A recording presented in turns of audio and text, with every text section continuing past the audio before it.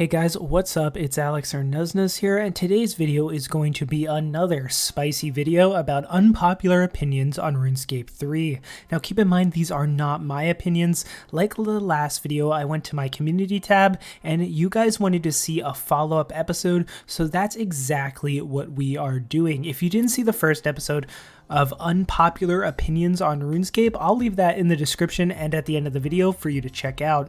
But boy, you guys delivered this week and gave me some really spicy opinions to talk about. So remember to keep the comment section civil and leave a like, and consider subscribing for more videos like this. If you subscribe, I'll personally come and give you a cookie. Alright, let's get into the unpopular RuneScape opinions. So all these opinions are from my community tab on my YouTube. Subscribe so you can take part in all these polls and stuff. Let's get into the first comment. So the first comment is a mild opinion, and then we'll move on to some more spicy takes. So the first one is one that I actually agree with personally, and it says there should be more one-off challenges like the Kiln or Inferno instead of just bosses where you grind for drops. Now this is something I completely agree with 100%. I love one-off challenges in RuneScape. The hype behind the Inferno in old school RuneScape when it came out, and even the Fight Kiln in RuneScape 3 when it was first released, had a ton of hype and a ton of enjoyment. I love doing things that you can grind for an untradeable or gear that is really a real challenge and takes a lot of effort to learn, and it feels super satisfying when you do it. And it's one of the appeals of old school RuneScape to me, but I do understand the hesitation for Jagex to do a lot of this content, and the reason is simple. Once you do the content, you really won't interact with it ever again. The Kiln is a pretty good example. Once you have the Kiln capes, the only real reason you'd ever do the Kiln again would be for the pet, and most people really hated grinding for that. However, I feel like there's a way there that you could make more of this content, maybe like once a year, so you could really create some hype and some excitement. I don't think this opinion is that unpopular at all, and I'm all for more content like this, except maybe in moderation. What do you guys think? So the next comment gets a little more controversial, and it says there should be more content in the wild. Ever since I started playing, the wild was said to be a high risk, high reward place. Now for me, I kind of agree with this. I see where people might be apprehensive though. To be honest, I don't think content that is needed should necessarily be added to the wilderness. Things that unlock new abilities or things like that probably shouldn't be added. However, adding things like new skilling methods, new places to make money, optional things, optional being the key word here, as in if you want to risk it by going to the wilderness to do this activities, then you have that option. However, you don't have to go into the wild to do certain things. I for one am super nostalgic for the wild, and while I don't PvP on RuneScape 3 at all, some of my favorite memories were doing like Revenant caves back in the day, trying to get that huge drop, or even doing it on old school RuneScape and doing the wilderness bosses was pretty fun as well. I think adding new content to the wilderness isn't a super bad idea. Of course, I wouldn't want to focus a ton of your updates around it, but maybe adding some stuff to spice it up for those that want to take the risk and go out could be a decent idea. Please don't dislike because PvP bad. So the next comment says, the returned were given too much. The extra charges on the gift, the exclusive title, and even the cape of returning was okay, but giving away the only way to wear a disc of returning as compensation for the login lockouts makes some of us wish we were locked out ourselves. When people are sad that they didn't get affected, it's clear the affected were giving too much compensation. Now, I'm gonna have to hard disagree with this one. This person was referring to the login lockout, where players were locked out of RuneScape for weeks, if not months, and couldn't play RuneScape, and then they were compensated. Actually, everyone was compensated, and I think it was handled fine personally. It's almost like someone at a restaurant being served raw food, then getting like a $50 gift card. But then you turn around and say, hey, my food was perfectly fine, but why can't I get a free gift card?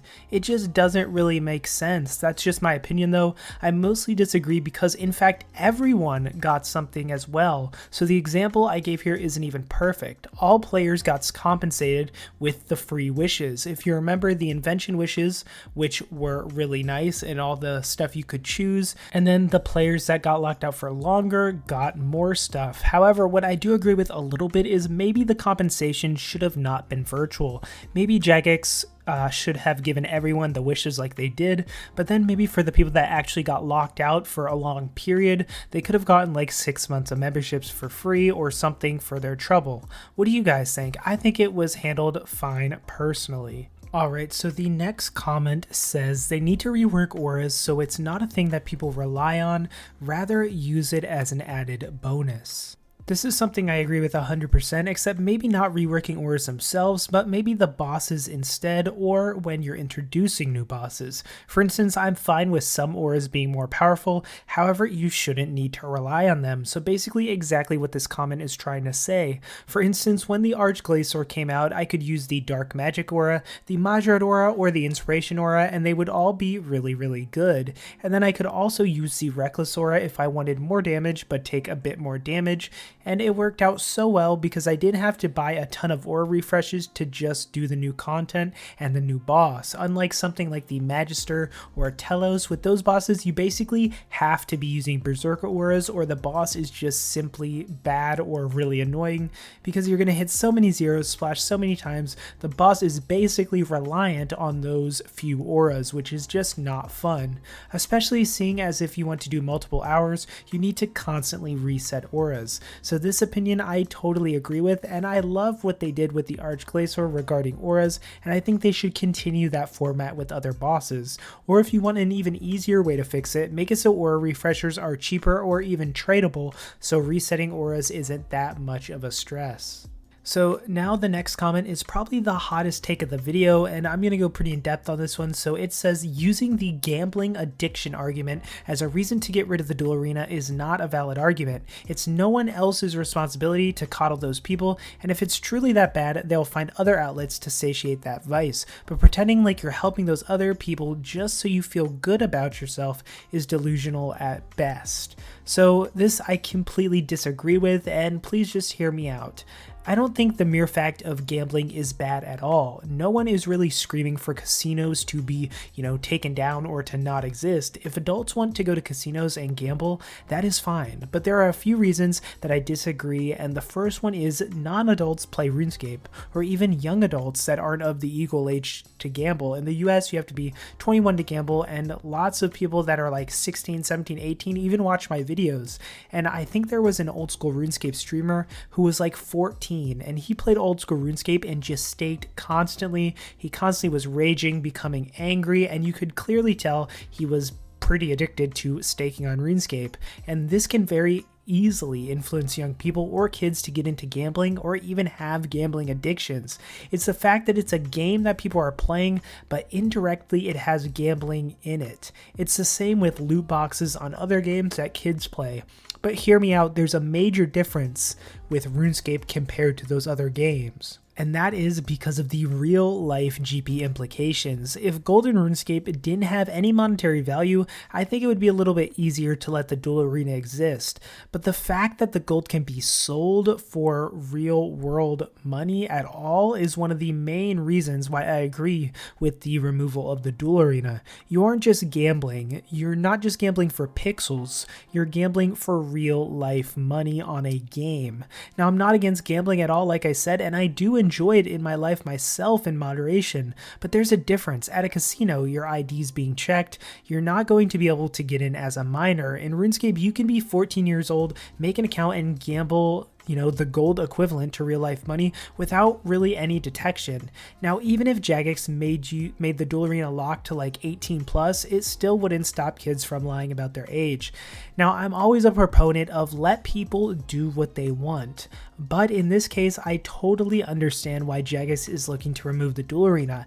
And in fact, people that want to gamble will gamble, and they will find other ways to gamble like this comment said, and that's not why Jagex should remove it. You shouldn't remove it because of the people that are already addicted to gambling. You should remove it because you can stop the potential for new influenceable people, young people, to become addicted from RuneScape, which we've seen in various cases from Sir Pugger and other people's videos. It can and it will happen. So you're basically preventing younger people from becoming addicted through RuneScape. It really is an influenceable thing. And, you know, it's not, Jagex doesn't want to be known as having the game that, you know, started a bunch of young kids' gambling addictions. So I totally disagree with this comment. I don't think others are. I don't see myself as feeling like I'm helping people or feeling good about myself for the removal of the Duel Arena, but like, there is a reason, and Jagex as a company also, you know, has a pretty valid reason in business ethics wise. They have a reason. So yeah, it is a pretty hot topic, but that is where I stand on it. So let me know what you guys think about these opinions. Again, keep the comments civil. This is just RuneScape. This is just a game. I know some of these opinions were kind of spicy, like the last ones, and you may disagree with me, and that's fine. I'm all up for, you know, debate and talking about things. So make sure to comment some of your opinions. And if you guys want to see another unpopular opinion video, I feel like there were so many opinions that I couldn't even get to in this video. So I can definitely keep doing these. It's really fun to do. I love the discussions. So if you like this type of video, make sure to leave a like, make sure to subscribe so you can see more of these and you can take part, and maybe your opinion will be on one of these videos. But yeah, thanks for watching, guys, and I'll see you in the next one.